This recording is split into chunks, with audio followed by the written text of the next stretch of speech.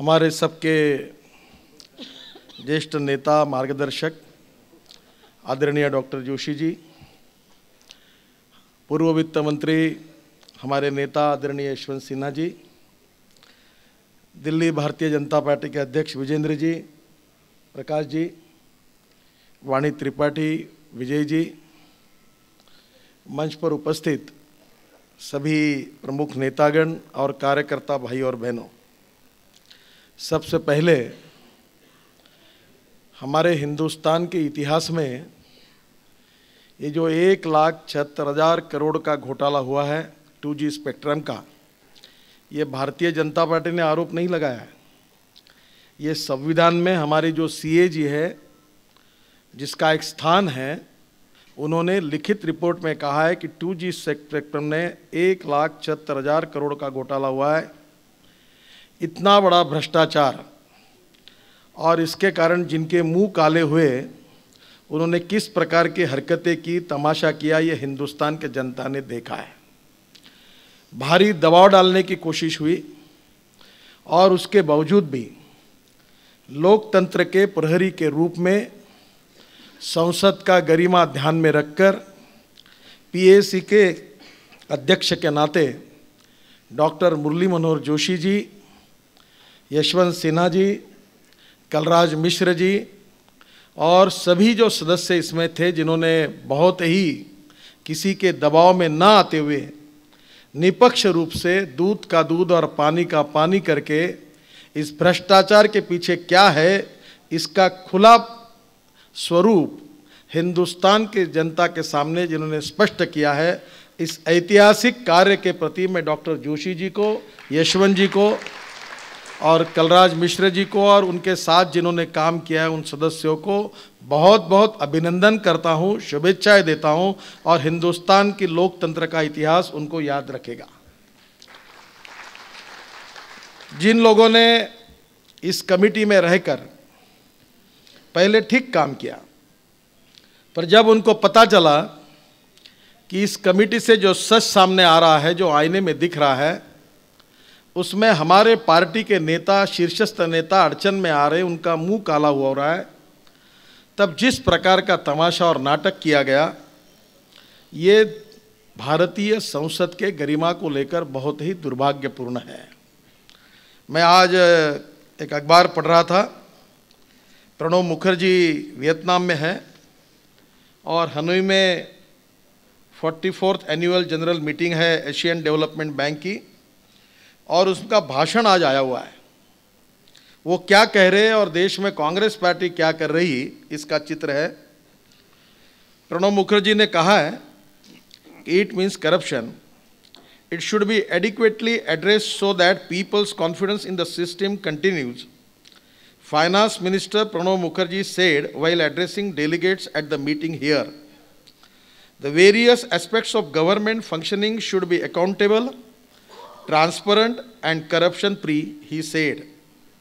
Last year, India was rocked by 5 major scams, 4 of them in the last 4 months, including the 2G spectrum allocation. Procedural delays, red tape, and arbitrary pricing of natural resources are often blamed as major hurdles in India's growth. Mukherjee, who is on a 2-day visit to the Vietnamese capital, said the Indian governance system is fortified with the strong checks and balances through institutions such as Parliament's Public Accounts Committee, PAC, and Government Auditor, Comptroller and Auditor General, CAG. ये Pranab Mukherjee Vietnam में कह रहे हैं, ये Hindustan times में आया हुआ है आज, और ये दुनिया के सामने ये स्टेटमेंट दे रहे हैं, और उनके पार्टी के 4 कैबिनेट मंत्री षड्यंत्र करके पार्लियामेंट में एक तमाशा किस प्रकार से हुआ जो हिंदुस्तान के जनता के सामने आया। उसमें एक श्रेष्ठ मंत्री, कैबिनेट के बड़े बड़े प्रधानमंत्री का सपना देखने वाला भी एक मंत्री उसमें है और वो सब बैठकर अपने लोगों को जिस प्रकार से उन्होंने इस भ्रष्टाचार का प्रकरण जब बाहर आ रहा था, उनने कैसा व्यवहार किया, ये लोगों के सामने आया है। ये हिपोक्रेसी है। ये यशवंत जी ने बहुत अच्छा कहा कि चोरों की बारात। चोरों की बारात ये फिल्म तो आई थी या नहीं मुझे मालूम नहीं, एक फिल्म थी शायद, पर चोर मचाए शोर ये फिल्म आई थी। चोर मचाए शोर। और ये मैं मानता हूं कि ये फिल्म जो पार्लियामेंट में तमाशा हुआ है, क्या ये तमाशा यूपीए चेयरपर्सन सोनिया गांधी के अनुमति के बिना हुआ है? क्या ये सब तमाशा हुआ है क्या प्रधानमंत्री के अनुमति के बिना हुआ है? ये क्यों हुआ? मैं प्रधानमंत्री से इस बात का जवाब मांगता हूं कि क्या ये सब होने के बाद आपके मन में कोई इसकी प्रतिक्रिया है, कोई इसके बारे में उद्वेग है? कुछ आप बोल रहे हैं? ना प्रधानमंत्री बोल रहे हैं, ना सोनिया जी बोल रही है। इसका मतलब ये चोर मचाए शोर या चोरों की बारात, ये दोनों फिल्म के प्रोड्यूसर और डायरेक्टर ये प्रधानमंत्री मनमोहन सिंह जी और यूपीए चेयरपर्सन सोनिया गांधी है। ये कांग्रेस पार्टी है जिन्होंने इमरजेंसी में भी ऐसा ही किया था। सच बोलने वालों के मुंह तुम दबा रहे हो, तब लोग आंदोलन करते हैं। आप बहुमत के भरोसे विपक्ष का मुंह बंद करने का काम लोकसभा में शायद करने की कोशिश कर सकते हैं, पर जनता जो जागरूक हुई है भ्रष्टाचार के खिलाफ, उसको कैसा रोकेंगे, ये मेरा कांग्रेस पार्टी को सवाल है। मुझे इस बात से और एक अच्छी बात याद आई कि महाभारत में विदुर ने बहुत अच्छी बात कही है, और वो न्याय व्यवस्था के बारे में है। उन्होंने कहा है कि जो गुनाह करता है उसको 50% शिक्षा होनी चाहिए, जो गुनाह करने वालों को मदद करता है उसको 25% शिक्षा होनी चाहिए, और जो ये देखते हुए चुपचाप बैठकर कुछ नहीं करता और देखकर उसको मुख सम्मति देता है उसको भी 25% सजा होनी चाहिए। मैं पूछना चाहता हूं प्रधानमंत्री जी, आप चुप क्यों बैठे हो? प्रणव जी, आप हिंदुस्तान के बाहर जाकर पीएसी के गुणगौरव गा रहे हो और आपकी पार्टी पार्लियामेंट में क्या कर रही है, इसका जवाब दो। ये जो दुहेरी नीति है इसका मतलब क्या है? एक तरफ आप पार्लियामेंट के सम्मान की बात करते हो, लोकतंत्र के सम्मान की बात करते हो, और दूसरी ओर ऐसी प्रकार के खिलौने हरकतें करते हैं। बहनों और भाइयों, और इसमें एक अच्छी बात हुई है कि इस देश में यह साफ हो चुका है कि भ्रष्टाचार के साथ कौन है और भ्रष्टाचार के विरोध में कौन है। डॉक्टर जोशी जी के कमेटी में बिल्कुल आखिरी स्टेज तक जो समाजवादी पार्टी और बहुजन समाज पार्टी के सदस्य थे, वो डॉक्टर जोशी जी के विचारों के साथ थे। अचानक समय पर उन्होंने अपनी भूमिका बदल दी। क्यों बदली? मैं आज यहां समाजवादी पार्टी के सर्वे सर्वा मुलायम सिंह यादव और बहुजन समाज पार्टी की सर्वे सर्वा मायावती जी से सवाल पूछता हूं कि ऐसी कौन सी बात हुई कि भ्रष्टाचार के इस लड़ाई में ऐन मौके पर आप भ्रष्टाचारियों के साथ चले गए, आप कांग्रेस पार्टी के साथ चले गए और उसको समर्थन दिया। उन्होंने जो लिख कर लाया था उसको बिना बोलते उसके ऊपर साइन की। इसका रहस्य क्या है, ये मुलायम सिंह जी और मायावती जी हिंदुस्तान की जनता को बताएं। क्या हुआ ऐसी बात? और ये बात साफ हो गई। भले उत्तर प्रदेश में लड़ाई होती होगी, पर दिल्ली में दोस्ती शुरू है। उत्तर प्रदेश में कुश्ती और दिल्ली में दोस्ती, इसी को लेकर ये दोनों पार्टियां चल रही है। और उनके चेहरे कर ऊपर भी जो पर्दा था वो भी इसके कारण खुला हुआ है। मैं ज़्यादा कुछ भाषण नहीं करूंगा। बहुत अच्छी तरीके से डॉक्टर जोशी जी और डॉक्टर यशवंत सिन्हा जी ने बहुत अच्छी तरीके से ये बात लोगों के सामने रखी है। भारतीय जनता पार्टी हिंदुस्तान को भ्रष्टाचार मुक्त बनाना चाहती है।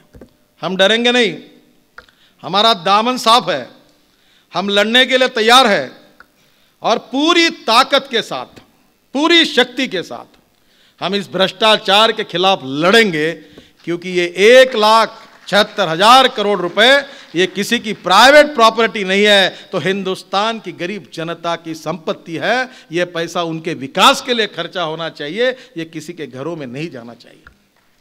वो सही बात कही। मैं किसानों में काम करता हूं और उस क्षेत्र से आया हूं जहां हजारों किसानों ने आत्महत्या की। उसी 5 जिलों में मैं काम करता हूं। आज 10 लाख से ज्यादा किसानों ने आत्महत्या की है।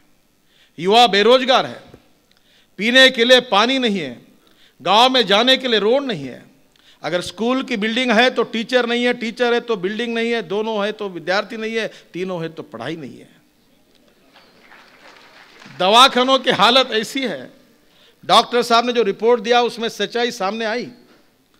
दवाई नहीं, डॉक्टर नहीं, नर्स नहीं, कोई जाता नहीं, और गया तो मरने के लिए जाता है। ऐसे दवाखानों की हालत है, लोग मर रहे हैं। और यहां कांग्रेस पार्टी के नेता चोर मचाए शोर, और चोरों की बारात केवल लक्ष्मी दर्शन कार्यक्रम में बहुत जोरों से भिड़ी हुई है। हम इन पर प्रहार करेंगे।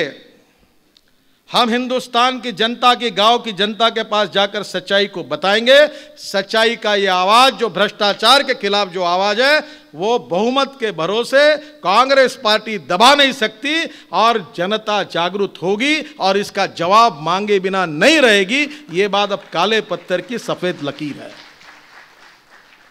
आखिर में एक ही बात बताऊंगा कि आखिर आईने के सामने खड़े रहोगे तो जैसे चेहरा है वैसे ही दिखेगा। अब तुम्हारा चेहरा काला है तो वो सफ़ेद कैसे आ सकता है? और इसलिए एक बहुत अच्छा शेर है, वो कहकर मैं अपनी बात समाप्त करूंगा। इस शहर में बिकते हैं आईने, कुछ ऐसे भी है जो शक्ल टेढ़ी दिखने पर तोड़ते हैं आईने।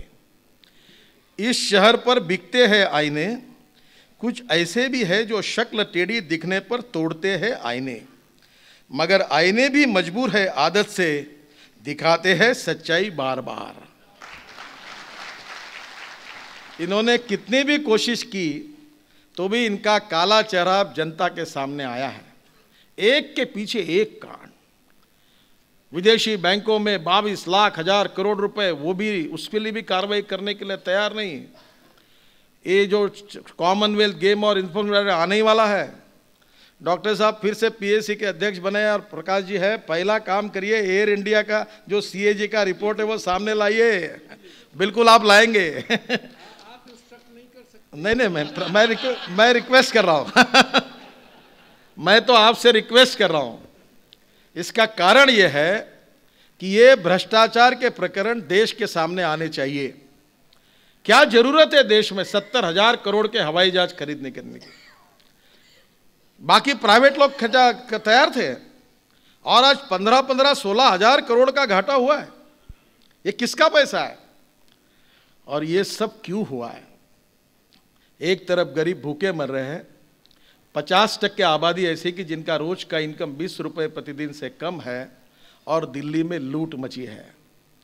और इसलिए इस भ्रष्टाचार के खिलाफ एक कड़ा संघर्ष करने का ऐलान भारतीय जनता पार्टी ने किया है। आज इसकी शुरुआत दिल्ली प्रदेश भारतीय जनता पार्टी की ओर से हुई, और इसके बाद जोशी जी और यशवंत जी, कलराज जी, सबको मैंने प्रार्थना की है कि हिंदुस्तान के शहरों तक जाकर इस सच्चाई को बताइए कि क्या हुआ है। और ये रिपोर्ट जो है ये गूगल के वेबसाइट पर तैयार है, आप भी देखिए। और मैंने वो रिपोर्ट पढ़ा, इतना ड्राफ्टिंग, अभी एक भी शब्द, और मीडिया के मित्रों को मेरा आह्वान है कि वो अवेलेबल है, उसको पढ़े। और इन कमिटी ने एक शब्द कोई गलत लिखा होगा, एक भी बात उसमें से कोई गलत होगी, विदाउट एविडेंस होगी, तो आप जरूर जोशी जी को या कमेटी को दोष दीजिए। हर बात के पीछे तथ्य है, हर बात के पीछे एविडेंस है।